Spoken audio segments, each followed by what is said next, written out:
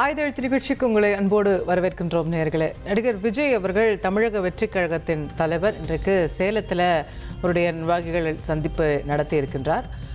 அங்கே உரையாற்றி இருக்கக்கூடிய அவர் தாவேகா 30% தாண்டி போய்கிட்டு இருக்கோம், எங்களெல்லாம் நீங்கள் அண்டர் எஸ்டிமேட் பண்ணுறீங்க அப்படிங்கிற ரீதியில் பேசியதோடு மட்டுமல்லாமல் பல்வேறு விஷயங்களை பகிர்ந்து கொண்டிருக்கிறார். வழக்கம் போல் திமுக மீதான விமர்சனம், பாஜகவையே விமர்சிக்கவில்லை அப்படிங்கிறதுக்கான விளக்கம்னு நிறைய விஷயங்களை அவர் பேசியிருக்கிறார். இந்த 30%ங்கிறத அவர் எப்படி எஸ்டிமேட் பண்ணுறாரு? ஒரு புதிய கட்சிக்கு அவ்வளோ இருப்பது சாத்தியமா? அதீதமான நம்பிக்கையா இல்லை அதுதான் கலை யதார்த்தமா? கேட்போம். இன்றைய நிகழ்ச்சியில் நம்மோடு இணையக்கூடிய விருந்தினர்கள் தமிழக வெற்றிக் கழகத்தின் சார்பில் திரு இன்பா அவர்கள் நம்மோடு இணைகின்றார்கள். அதே போல அரசியல் விமர்சகர் திரு சத்யராஜ் அவர்கள் இணைகின்றார். இருவரையும் நிகழ்ச்சிக்கு அன்போடு வரவேற்கின்றேன். திரு இன்பா, இது எப்படி, என்ன மாதிரியான கணக்கு இது? நீங்களே உட்காந்து வீட்டில் போட்ட கணக்கா? எப்படி இந்த 30%ன்றதை சொல்றீங்க? அதாவது எங்களுடைய கட்சியின் சார்பாக உறுப்பினர்கள் சேர்க்கை நடந்திருக்கு. அந்த உறுப்பினர்கள் சேர்க்கையில் 1.5 கோடிக்கு மேற்பட்ட உறுப்பினர்கள் சேர்க்கை நடந்திருக்கு. இது ஒரு சராசரியா ஒரு களம் தான். நீங்கள் 2024 பார்த்தீங்கன்னா திமுகக்கு 26%, அதிமுக 20% வாக்குகள் தான் அவங்களுடைய அந்த 2024 தேர்தலில் இருந்தது. இப்போ உள்ள களத்தில் பார்த்தீங்கன்னா ஒவ்வொரு வீட்லேயும், அதாவது நீங்கள் எந்த வீட்டுக்கு போனாலும் சரி, அங்கே தந்தை அல்லது அம்மா அவங்கெல்லாம் வேறு களங்களில் இருக்கலாம். ஆனால் அங்கே இருக்கக்கூடிய இளைஞர்களை பொறுத்த மட்டில் அது விஜய் என்கின்ற அந்த மந்திர சொல்லை நேசிக்கக்கூடியவர்களாக இருக்கிறார்கள். சார், ஒரு வீட்லேயும் விஜய் ஃபேன்ஸ் இருக்காங்க, அதில் எனக்கு மாற்று கருத்தே இல்லை. ஆனால் எல்லாரும் விஜய்க்கு தான் ஓட்டு போடுவாங்கன்ற முடிவுக்கு நீங்கள் எப்படி வரீங்க? இப்போது நீங்கள் பார்த்தீங்கன்னா நம்ம பக்கத்து நாடுகள் எல்லாம் ஒரு பெரிய பெரிய புரட்சிகள் நடந்திருக்கு. அந்த புரட்சிகளை மையப்படுத்தி நடத்தியது அவ்வளவுமே இளைஞர்கள் பட்டாளம் தான். சரி, அந்த இளைஞர்கள் பட்டாளம் இதுவரை திராவிட கட்சிகள் 75 வருடம் ஆண்ட திராவிட கட்சிகள், 50 வருடம் ஆண்ட திராவிட கட்சிகள் மீது ஒரு பெரிய வெறுப்பு எல்லாருக்குமே இருக்கு, ஒட்டுமொத்தமா எல்லாருக்குமே இருக்கு. இன்றைய சூழலில் ஆண்டு கொண்டு இருக்கக்கூடிய திராவிட முன்னேற்ற கழகத்தை எடுத்துக்கொள்வீர்கள் என்றால் இன்றைக்கு நீங்கள் ஒட்டுமொத்தமாக பார்த்தீர்கள் என்ற பெண்களுடைய பாதுகாப்பு இன்று கேலிக்குறியாக இருக்கிறது. அது தொடர்ச்சியான விமர்சனங்கள் ஒரு பக்கம், விமர்சனங்கள் இருக்கு. ஆட்சி எனக்கு பிடிக்கலன்னா கூட எனக்கு ஓட்டு போடுறதுக்கு நிறைய ஆப்ஷன்ஸ் இருக்கு சார். கமல்ஹாசன் கட்சி ஆரம்பிச்சப்போ இதுதான் சொல்லப்பட்டது, விஜயகாந்த் கட்சி ஆரம்பிச்சப்போ இதுதான் சொல்லப்பட்டது. அவருக்கெல்லாம் கிராமத்துக்கு கிராமம் ஃபேன்ஸ் இருக்காங்க தெரியுமா? இன்னி வரைக்கும் அவங்க தேமுதிக என்ன சொல்றாங்க, ஒரு கிராமத்திலயும் எங்க கொடி பறக்குதுன்றாங்க. ஆனா ஓட்டு சதவீதத்தில் என்ன ஆகுது? அந்த களம் வேறு, இப்போ இருக்கக்கூடிய களம். கண்டிப்பாக இந்த தேர்தல் களத்தில் நாங்கள் அதாவது ஒவ்வொரு கிராமமாக சென்றுகிட்டு இருக்கோம். அதுபோல எங்களுடைய கட்சியை சார்ந்தவர்களும் களப்பணிக்கு சென்று கொண்டிருக்கிறார்கள். முதலமைச்சர் அவர்கள் இதுவரை யாருக்கும் 28 மாதமாக அந்த 1000 ரூபாய் போடாமல் தான் வச்சுருந்தாங்க. இப்போ திடீர்னு நைட்டோடு நைட்டு உங்களுக்கு காலையிலே போய் பாருங்கள், உங்களுடைய வங்கி கணக்கில் பார்த்தீர்கள் என்று 5000 ரூபாய் வந்துடும். யார்? எங்கள் தலைவர் குறிப்பிட்டிருந்தார், முதலமைச்சருடைய தூக்கத்தில் கூட எங்களுடைய விசில் சத்தம் எழுப்பி கேட்டால் நான் விசில் சின்னத்திற்கு வாக்களித்து விடுவேன் சொன்ன ஒரு இதை எங்கள் தலைவர் பேசியிருந்தார். ஏறக்குறை என்னுடைய கணிப்பு முதலமைச்சர் அந்த பயத்தில் தான் இருக்கார் போல இருக்கு. எங்க விசில் சத்தம் பயந்து தான் 5000 போட்டிருக்காங்க. உண்மை அதுதான். தமிழக வெற்றி கழகம் எதையெல்லாம் எடுத்து வைக்கிறதோ அதை இப்பொழுது பயந்து செயல்படுத்தக்கூடிய, நீங்க தேர்தல் இப்ப நெருங்குது. இதற்கு முன்பாக கோடை விடுமுறையே வரவில்லையா? இதற்கு முன்பாக நம்ம அந்த கோடை விடுமுறையில பாதிப்புகளை நம்ம அடையலையா? எல்லாமே அடைஞ்சிட்டு இருக்கிறோம். ஆனா இப்ப திடீர்னு பார்த்தா உங்களுக்கு 5000 ரூபாய் போடுறான் அப்படின்னு இன்னும் ஒரு மாசத்துல தேர்தல் அறிவிக்க, இன்னும் ஒரு 10 நாள்ல தேர்தல் அறிவிக்க போறாங்க. இந்த அறிவிப்புக்குள்ள இதை சொல்றாங்கன்னு பார்த்தா அப்போ ஒரு திட்டமிட்டு எங்களை பார்த்து பயந்துட்டாங்க. அப்படிங்கிறதுனால தான் எங்க தலைவரும் டைரக்டாவே திமுக நாங்க அந்த களத்துக்குள்ள தெளிவா பயணிச்சுட்டு இருக்கோம். கேட்போம். திரு சத்யராஜ், முதல்வரே எங்களை பார்த்து தான் இந்த மாதிரி 5000 ரூபாய்லாம் போட்டு விடுறாரு, நாங்க எவ்வளவு வளர்ந்துருக்கோம்னு அவங்களுடைய பார்வையை முன்வைக்கிறாங்க. இல்ல, அவர் இன்னைக்கு சொன்னது விஜய் 30% வாக்குன்னு தான் ஆரம்பிக்கிறார் இன்னைக்கு பேசும்போது. எனக்கு அதுல ஒரு பெரிய ஆச்சரியமான விஷயம் என்னன்னா, கடந்த 20 நாள்ல பாத்தீங்கன்னா தாவேகா கட்சியை சார்ந்தவர்கள் கிட்டத்தட்ட முக்கிய பொறுப்பாளர்கள் 7 முறை இந்த ஸ்டாட்டிஸ்டிக்ஸ் சொல்லியிருக்காங்க. ஃபர்ஸ்ட் பாத்தீங்க அப்படின்னா கடந்த 25/1 ஜனவரி 25ஆம் தேதி நிர்மல்குமார் சொல்றாரு 40% செயல் அப்படின்னு சொல்றாரு அவங்களுடைய செயல் வீரர் கூட்டத்துல. ரெண்டாவது 31ஆம் தேதி ஜனவரி 31 ஆதவர்ஜுனா பிரஸ் மீட்ல 27% அப்படிங்கிறாரு. அப்புறம் 5ஆம் தேதி பிப்ரவரி 5 அருண்ராஜ் 30% அப்படிங்கிறாரு. பிற்பாடு 9ஆம் தேதி செங்கோட்டையன் கோபி பிரஸ் மீட்ல 42% அப்படிங்கிறாரு. ஆதவர்ஜுனா திருப்பியும் பிப்ரவரி 12ஆம் தேதி சேலம் மீட்டிங்ல பேசும்போது 27% அப்படிங்கிறாரு. அதுக்கு பிறகு இப்ப இந்தியா டுடே ஒரு கான்க்ளேவ் நடத்துறாங்க. அதுல போன அவங்களுடைய செய்தி தொடர்பாளர் ஃபெலிக்ஸ் ஜெராக் பேசும்போது அவர் ஒரு பர்சன்டேஜ் சொல்றாரு, 40% அப்படிங்கிறாரு. இன்னைக்கு பாத்தீங்கன்னா விஜய் அவர்கள் நேரடியாகவே 30% அப்படின்னு சொல்றாங்க. இவங்க சர்வே எடுத்த இன்டர்னலா நாங்க சில கால்குலேட் பண்ணிருக்கோம், சர்வே எடுத்தோம் அப்படின்னு சொல்றாங்க. உண்மையிலேயே இவங்க சர்வே எடுத்தாங்களா? இவங்க சர்வே எடுத்தது இவங்க கட்சி தலைவர்களுக்கே தெரியாதா அப்படின்னு ஒரு கேள்வி வருது. இவங்களுடைய டேட்டாஸ்லயே இவ்வளவு முரண்பாடுகள் இருக்கு. அப்ப இதுல இருந்தே தெரியுது இந்த சர்வே அப்படிங்கிறது வந்து இது வந்து ஒரு உண்மைத்தன்மை இல்லை அப்படிங்கிறது தான். இப்ப நீங்க வந்து இந்தியா டுடே ஒரு சர்வே கொடுத்தாங்க ரீசெண்டா, அதுல கூட வந்து என்ன ஃபேக்ட் வந்துச்சு நம்ம பார்த்தோம். சோ அப்ப இவங்க சொல்லக்கூடிய டேட்டாஸ் அப்படிங்கிறதுக்கு ஃபர்ஸ்ட் அது கிரெடிபிள் இல்ல அப்படிங்கிறது என்னுடைய ஆழமான கருத்து. குறைஞ்சபட்சம் அவங்க தலைவர்களுக்குள்ள இந்த உரையாடல் நடக்கும்போது ஒரு யூனிஃபார்மிட்டி இருந்திருந்தால் ஒரு கிரெடிபிலிட்டி வந்திருக்கும். சோ அந்த கிரெடிபிலிட்டியே இல்ல ஒண்ணு. ரெண்டாவது, நீங்க பாஸ்ட் டேட்டாஸ் நீங்க எடுத்து பாருங்க. கடந்த லாஸ்ட் 3 எலெக்ஷன்ஸ்லயுமே பாத்தீங்க அப்படின்னா இந்தியா கூட்டணிக்கு அப்படிங்கிறது வந்து ஒரு 45 எபோவ் தான். இப்ப நீங்க 2019 இருக்கட்டும், 19 அவங்களுக்கு வந்து 53 வந்துச்சு, 2021 ஒரு 45, 24 47. சோ இந்த இந்தியா கூட்டணியினுடைய இந்த ஓட் பேங்க்ல ஏதாவது சரிவுகள் இருக்கா அப்படின்னா ஒரு பெரிய சரிவு கிடையாது. அதாவது கடந்த 2021 இருந்து 24 அவங்க ஏறத்தாழ ஒரு 3 ஆண்டுகள் ஆட்சி செய்த பிறகு அவங்க எலெக்ஷனை ஃபேஸ் பண்றாங்க. அந்த எலெக்ஷன்ல ஒரு மிகப்பெரிய சரிவு, ஒட்டுமொத்தமா காலி ஆயிடுச்சு அப்படின்லாம் சொல்லல. அந்த நேரத்துல விஜய் கூட கட்சி ஆரம்பிச்சிருந்தாரு. இடையில இடைத்தேர்தல் வந்துச்சு, ஈரோடு இடைத்தேர்தல். அதுல அவர் நின்று 21 விட 24ல குறைவுதான் பெர்சன்டேஜ்.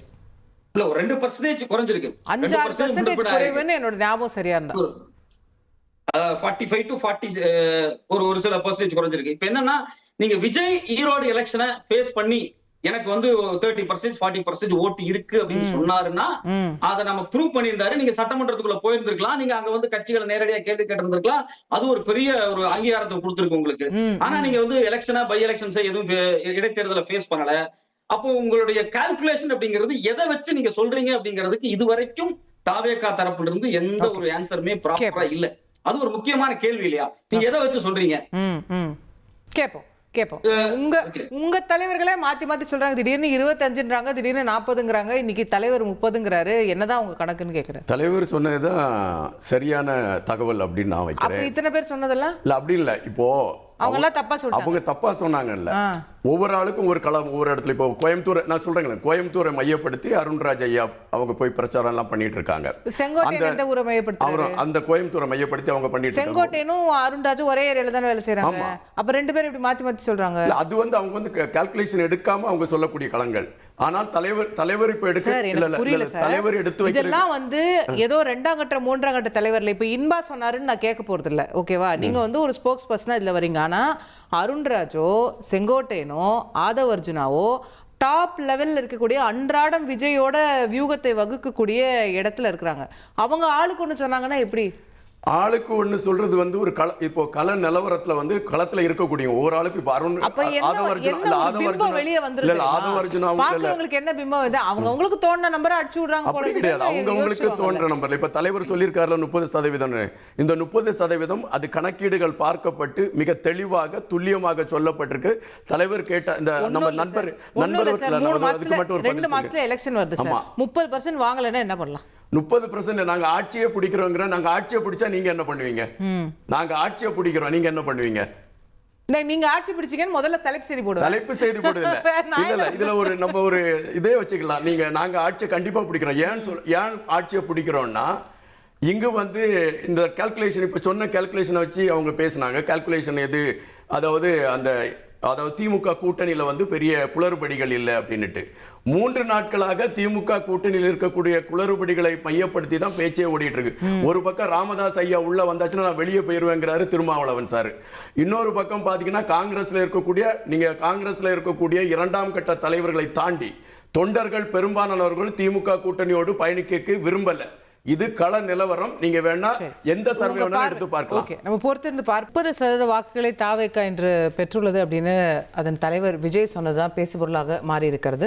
திரு சத்யராஜ் அவர்கள்ட்ட கொண்டு போக நினைக்கிறேன். இன்னைக்கு ஆளும் திமுக மேல அடுக்கடுக்கா விமர்சனங்களை வைக்கிறாங்க. உங்க கூட்டணி கட்சிகளே உங்களை நம்புறாங்களா இல்லையான்னு கேள்விகளை எழுப்புறாங்க. அதிமுக பழைய வலிமையில இல்லை அப்படிங்கிற ஒரு பார்வை வைக்கிறாங்க. அப்போ இருக்கும்போது ஒரு முன்னெல்லாம் இருந்ததை காட்டிலும் ஒரு 3வது சக்திக்கான கூடுதல் ஸ்பேஸ் இப்போ இருக்குன்னு பார்க்க முடியாதா? இல்ல, அதிமுகவினுடைய வலிமை குறைஞ்சிருக்குதான். ஆனா அந்த வலிமையை அறுவடை செய்ய போற சதவீதம் எவ்வளவு அப்படிங்கறதுலதான் இங்க ஒரு உரையாடலே இருக்கு.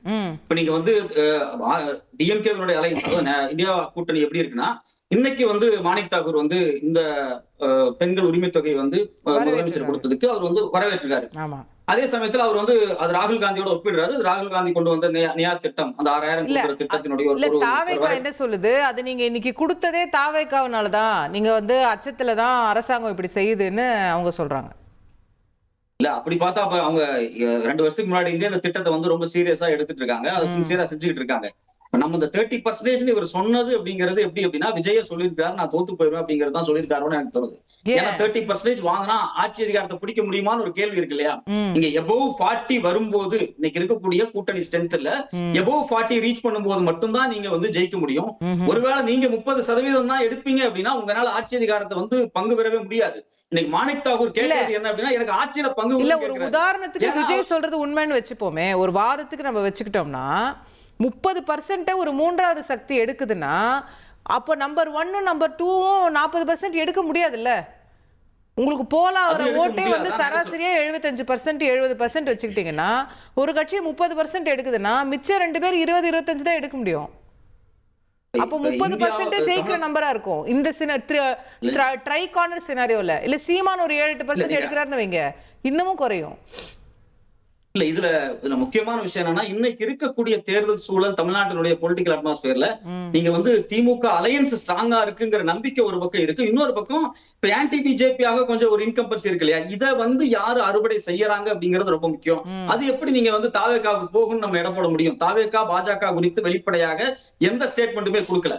இன்னைக்கு கூட வந்து தாவேகாவையும் அதிமுகவையும் நாங்க புறக்கணிக்கிறோம்னு ஒரு ஸ்டேட்மெண்ட் தான் வந்து நிர்மல் கொடுத்திருக்காரே தவிர, பாஜகவினுடைய திட்டங்கள் 100 நாள் வேலை திட்டத்துல தமிழ்நாடு மாநில நிதி எப்படி விஜய் இன்னைக்கு அதை பேசுறாருல, நாங்க இப்ப யார முக்கியமா எதிர்க்கணுமோ அவங்கள எதிர்க்கிறோம். காட்டுக்குள்ள கல்லறிஞ்சு ஒரு இருட்டுல கல்லறிஞ்சு நாங்க என்ன பண்ண போறோம்? பிஜேபி தான் இல்லையே, இன்னைக்கு அவங்களை எதிர்க்க வேண்டிய தேவையும் இல்ல, சட்டமன்ற தேர்தல் அவங்க சீன்ல இல்லையே அப்படிங்கிறாரு. இல்ல இதைதான் நான் சொல்றேன். இது வந்து தமிழ்நாட்டினுடைய பொலிட்டிக்கல் அட்மாஸ்பியரே அவங்க புரிஞ்சுக்கல அப்படிங்கிற. தமிழ்நாட்டுல எல்லா காலகட்டத்திலயுமே டெல்லி வெர்சஸ் தமிழ்நாடு அப்படிங்கிற ஒரு போக்கு இருந்துகிட்டே தான் இருக்கு. அது கடந்த 3 ஆண்டுகள் அதிகமாயிருக்கு. குறிப்பாக டிஎம்கே அலையன்ஸ் இங்க டிஎம்கே ஆட்சி அதிகாரத்துக்கு வந்ததுக்கு பிறகு மாநில நிதி குறித்தான உரையாடல்களா இருக்கட்டும், இல்ல வந்து கீழடி விஷயங்களா இருக்கட்டும், இல்ல இந்த இரும்பு காலத்தை அறிவித்ததா இருக்கட்டும், இது மட்டும் இல்லாம டீலிமிட்டேஷனா இருக்கட்டும், இது எல்லாமே அவர் நேரடியாக மக்கள் மன்றத்தில் முதலமைச்சர் உரையாடி இருக்காரு, பிரஸ் மீட் கொடுத்திருக்காரு. இதை அவங்க கட்சியினுடைய தொண்டர்கள் குறிப்பாக பூத் லெவல்ல இருக்கக்கூடியவங்க எல்லாம் உறுதிமொழி எடுத்துட்டு இருக்காங்க. தமிழ்நாட்டை தனி கூட விட மாட்டோம். இந்த கால்குலேஷன் இருக்குங்களா, இந்த வந்து பாஜக எதிர்ப்பு வாக்கு, டெல்லி எதிர்ப்பு வாக்கு அப்படிங்கிறது ஒரு பெரிய கன்சிடரபிளான போர்ஷன். அந்த போர்ஷன் வந்து ஒரு பெரிய கேம் பிளே பண்ணும் எலெக்ஷன்ல எப்பவுமே. பிளஸ் அலையன்ஸ் பிளஸ் இந்த ஆன்டி இன்கம்பன்சிக்கு ஒரு ரோல் இருக்கு. நீங்க அதை வென்றெடுக்கிறதுக்கு எதுவுமே செய்யாத தாவேகா எப்படி தேர்தல நாங்க வந்து ஜெயிப்போம் அப்படின்னு சொல்ல முடியும்? நீங்க என்ன பண்ணீங்க? ப்ரோக்ராம் வைஸா ஏதாவது ஃபைட் பண்ணீங்களா? இப்ப 100 நாள் வேலை திட்டத்துல வந்து ஒவ்வொரு பிரச்சனைக்கும் நீங்க ப்ரோக்ராம் வைஸா பாஜகவை நேரடியான கேள்வி கேட்டிருக்கீங்களா? என்ன அறிக்கை கொடுத்திருக்கீங்க கட்சியினுடைய? எனக்கு பொறுத்த வரைக்கும் கரூர் சம்பவத்துக்கே இவங்க கட்சியினுடைய நிலைப்பாடு என்ன அப்படின்னு கடைசி வரைக்கும் ஒரு அறிக்கை கொடுக்கவே இல்லை. வழக்கமா உங்களுக்கே தெரியும், ஒரு கட்சியில ஒரு சின்ன பிரச்சனை ஏதோ நடந்துருச்சு, பொது சம்பவம் நடக்கும் போது கட்சியினுடைய நிலைப்பாடுன்னு ஒரு அறிக்கை வெளியே வரும். இவங்களுடைய கட்சியினுடைய நிலைப்பாடு அப்படின்னு முக்கியமான விஷயங்கள்ல எதுலையுமே வர்றதில்ல. அப்படிங்கும் போது நீங்க வந்து பாஜக எதிர்ப்பு வாக்கு அந்த மொத்த ஆன்டி இன்கம்பன்சியை வந்து அறுவடை செய்ய போறது யாரு? அது முழுக்க இந்தியா அலையன்ஸுக்கு தான் போய் நிற்கும். சோ அப்ப இதை புரிஞ்சுக்காம, களத்தினுடைய யதார்த்த தன்மையை புரிஞ்சுக்காம அவங்க வந்து அவங்க பாலிடிக்ஸ் பண்றாங்க. நம்ம வந்து வெறும் ஆன்டி இன்கம்பன்சி மட்டும் சொல்லல, கூட்டணி பலம் அப்படிங்கிறது ரொம்ப முக்கியமானது. ஃபர்ஸ்ட் அதுல பிளே பண்ண. ரெண்டாவது, இந்த 3-4 ஆண்டுகள்ல திமுக என்ன ரோல் பிளே பண்ணிருக்காங்க, என்ன திட்டங்களை கொண்டு வந்திருக்காங்க, அந்த திட்டங்கள் மக்கள்கிட்ட எப்படி போயிட்டு இருக்கு அப்படிங்கிறது ஒண்ணு. ரெண்டாவது, இனிமேல் வரக்கூடிய காலம் 2 மாசம் இருக்கு. அவங்க இன்டீரியர் பட்ஜெட் போட போறாங்க, தேர்தலுக்கு அறிவிப்புகளை பண்ண போறாங்க, குறிப்பாக தேர்தல் அறிக்கைகளை கொண்டு வர போறாங்க. இதெல்லாம் ஒரு மேஜர் ரோல் தேர்தல்ல 3வது பார்ட்டாக பிளே பண்ணும். சோ அந்த ஸ்டெப் பை ஸ்டெப்பான ப்ராசஸ் இருக்கு இல்லையா? இந்த ஸ்டெப் பை ஸ்டெப்பான ப்ராசஸ்ல இது அப்படியே நீங்க தாவேகாவோட ஒப்பிடும் போது எது அவங்களை வந்து பூஸ்ட் பண்ண போகுது? அவங்களுடைய கூட்டணியா? யாருமே அவங்களோட கூட்டணிக்கு போகல. ஒண்ணு, அவங்க தேர்தல் அறிக்கை குறித்து ஏதாவது முன் வச்சிருக்காங்களா? நாங்க வந்தா இந்த இலக்கை அடைவோம், எங்களுடைய கனவு இது, இதை வந்து தமிழ்நாட்டை அச்சீவ் பண்ண போறோம், இது மாதிரி ஏதாவது ஒரு ப்ரோக்ராமா? நான் சொல்றது நீங்க ஓரலா வைக்க கூடாது. எதையுமே வந்து சப்ஜெக்டிவா ரொம்ப பேசிட்டே போறதுங்கிறது ஒண்ணு இல்ல. அப்ஜெக்டிவா நீங்க வந்து ப்ரோக்ராமா மக்கள்கிட்ட சொல்லும் போது மக்கள் அதை நான் 1000 ரூபாய் போடுறேன் அப்படின்னு சொன்னப்போ மக்கள் அதை ஏற்கிறாங்க. 2000 மாத்திரம் அப்படிங்கும் போது ஒரு பெரிய எழுச்சி வருது. சோ இந்த ப்ரோக்ராம் வைஸா தான் வந்து மக்கள் ரியாக்ட் பண்ணுவாங்க. நீங்க மக்கள்கிட்ட நீங்க சப்ஜெக்டிவா பேச முடியாது, ஆப்ஜெக்டிவா தான் பேசணும். அது கேட்போம். திரும்ப நிறைய கேள்விகள் வச்சிருக்காங்க. நிறைய கேள்வி வச்சிருக்காங்க. பாரதிய ஜனதா கட்சி நீங்க ஏன் எதுக்கல? எதுக்குனால உங்களுக்கு வந்து பாரதிய ஜனதா கட்சிக்கு ஆன்டியா இருக்கவங்க வந்து உங்களுக்கு வாக்களிக்க மாட்டாங்க அப்படின்னு சொல்லியிருக்காங்க.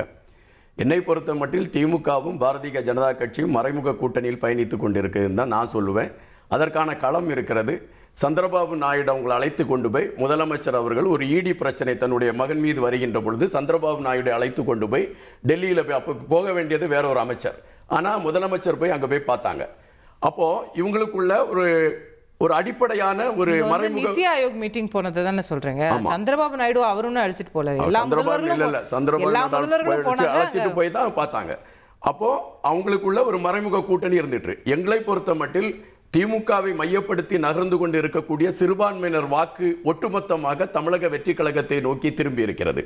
அது நீங்க எந்த களத்தில் பார்த்தாலும் அவங்களுக்கு புரியும். சின்ன சந்தேகம், திருப்பரங்குன்றத்துல கருத்தே சொல்லாத ஒரு கட்சிக்கு சிறுபான்மையினர் எப்படி? திருப்பரங்குன்றத்துல வேற அரசியல் இருக்கு.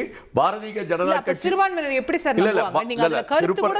உங்களுக்கு அதுல ஒரு கேள்வி இருக்கு. இல்ல அதே ஒரு கேள்வி இருக்கு. திருப்பரங்குன்றத்துல அந்த மேல போய் இருக்கக்கூடிய அந்த மசூதிக்கு செல்லக்கூடாதுன்னு தடை விதித்தது யாரு? யார் விதித்த அந்த பிரச்சனையை கிளப்பி விட்டது யாரு? திராவிட முன்னேற்ற கழகம் தான் அந்த பிரச்சனையை கிளப்பிச்சு. அப்பனா திராவிட நிலைப்பாடு எடுக்க மாட்டேன்றீங்க. இல்ல அறிக்கையில நீங்க அந்த பிரச்சனையை கேம் ஆடுறீங்க. நீங்க வந்து அந்த பிரச்சனையை எழுப்பினது திமுகன்னு சொல்றீங்க. ரைட், உங்களுக்கு உரிமை இருக்கு. அதே அந்த நிலைப்பாடு கூட நீங்க அந்த சமயத்துல எடுக்கலையே. நான் என்ன சொல்றேன்னா, நீங்க ரெண்டு பேரும் கேம் ஆடுறீங்க. இந்த கேம்ல வந்து நான் ஏதாவது ஒரு பதில் சொல்லணும். இதை வச்சு நீங்க அவங்களுடைய கேமை ஸ்ட்ராங் பண்றதுக்கான ஒரு களத்தை நீங்க எடுக்க முயற்சி பண்ணீங்க. நாங்க அதை வந்து அது இன்னொன்று நீதிமன்றத்துல, அது வந்து நீதிமன்றத்துல குறைஞ்சபட்சம் நாம் தமிழர் கட்சி வந்து நீங்க சொல்ற அதே விஷயத்தை தான் சொல்றாங்க. அவங்க வந்து நாம் தமிழர் கட்சி ஒவ்வொரு நிமிடத்திற்கு ஒரு கோட்பாடு மாறக்கூடியவங்க இருக்கு சார். அது இல்ல சார், நான் உதாரணத்துக்காக சொல்றேன். இப்ப நீங்க சொல்ற அதே நிலைப்பாடு தான் சொல்றாங்க. இவங்களும் கேம் விளையாடுறாங்க, இவங்களும் கேம் விளையாடுறாங்கன்னு சொல்றாங்க. அதையே அவங்க நிலைப்பாட அறிவிக்கிறாங்க. நாங்க ரெண்டு பேரும் எதிர்க்கிறோம். நீங்க ரெண்டு பேரும் எதிர்க்கிறோம்னு சொல்லல, எதுவுமே சொல்லல. நாங்க வந்து முதல்ல நாங்க தெளிவுபடுத்திட்டோம், எங்களுடைய கொள்கை எதிரி பாரதிய ஜனதா கட்சி. சும்மா போயிட்டு நாங்க எங்களுடைய இப்போ உள்ள களம் வந்து தமிழக சட்டமன்ற தேர்தல். இந்த தேர்தலை மையப்படுத்தி நாங்க களம் அமைச்சு பயணிச்சுக்கிட்டு இருக்கிறோம். இப்போ பாரதிய ஜனதா கட்சி அவங்க ஒரு கூட்டணி வச்சிருக்காங்க, அதிமுக. நாங்கள் எங்களுடைய களம் வந்து அதிமுகவோ நாம் தமிழர் கட்சியோ அல்லது வேற கட்சிகளே நாங்கள் ஒரு நட்பு கட்சிகளாக பார்த்துவிட்டு நாங்கள் கடந்து சென்று கொண்டிருக்கிறோம். எங்களுடைய முதல் எதிரி திராவிட முன்னேற்ற கழகம் தான். அதற்கான களமும் அதற்கான காரியமும் நிறைய இருக்கு. அதாவது எங்களுடைய கட்சி ஆரம்பித்து எங்கள் தலைவர் அதாவது தெளிவாக பேசியிருக்காரு. ஒருவனை அவமானப்படுத்துகின்ற பொழுது அவனிடம் எழும்பக்கூடிய அந்த வேகம்தான் வெற்றிக்கான இலக்கை எட்டும்னு. நீங்க காந்திஜியை வந்து தென்னாப்பிரிக்காவில் அவமானப்படுத்துறது தான் இந்திய சுதந்திரம்.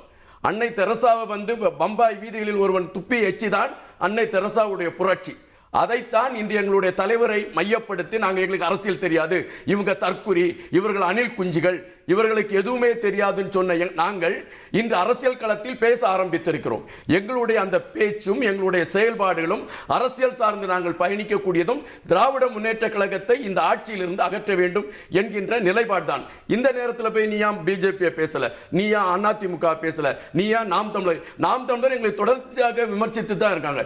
இதுவரை நாங்கள் பதில் சொல்லாமல் கடந்து போய் கொண்டு இருக்கிறோம் என்றால் எங்களுடைய இலக்கு திமுக தான். இதுதான் எங்களுடைய இலக்கு. திரு சத்யராஜ், சிறுபான்மையின வாக்கு அப்படின்னு ஒரு பேக்கேஜ் அவர் சொல்றாரு, மொத்தமா எங்களுக்கு வந்துரும் அப்படிங்கிறாங்க. கிறிஸ்துமஸ் அன்னைக்கு, கிறிஸ்துமஸ் முடிஞ்ச அடுத்த நாள் வட இந்தியா முழுக்க கிறிஸ்தவர்களை என்ன நிலைமைக்கு ஆளாக்குனாங்க இந்த விஹெச்பி பஜ்ரங் தள் அமைப்பு அப்படிங்கிறது எல்லா வீடியோலயும் வந்துச்சு. நீங்க எல்லா செய்தியும் போட்டீங்க, பார்த்தோம், கண்கலங்கணும். இந்த இந்திய மக்களை, இந்தியாவில் இருக்கக்கூடிய சிறுபான்மையின மக்களை இவ்வளவு தூரம் அவமானப்படுத்தும் போது நீங்கள் வாய் திறக்க மாட்டீங்க. ஆனா உங்க கட்சி தலைவர் அவமானப்படுத்துறாங்க, உங்களை வந்து தற்கொலைன்னு சொல்றாங்க அப்படிங்கறது நீங்க இவ்வளவு பொங்குறீங்க. மக்கள் எதை பார்ப்பாங்க? இங்க பாருங்க, கிறிஸ்தவ மக்களுக்கு அங்க எவ்வளவு பெரிய மோசமான பாதிப்பு ஏற்பட்டிருக்கு, மணிப்பூர்ல எவ்வளவு பெரிய பிரச்சனை நடந்திருக்கு, இன்னைக்கு வரைக்கும் அந்த பிரச்சனை தொடர்ந்துட்டு இருக்கு.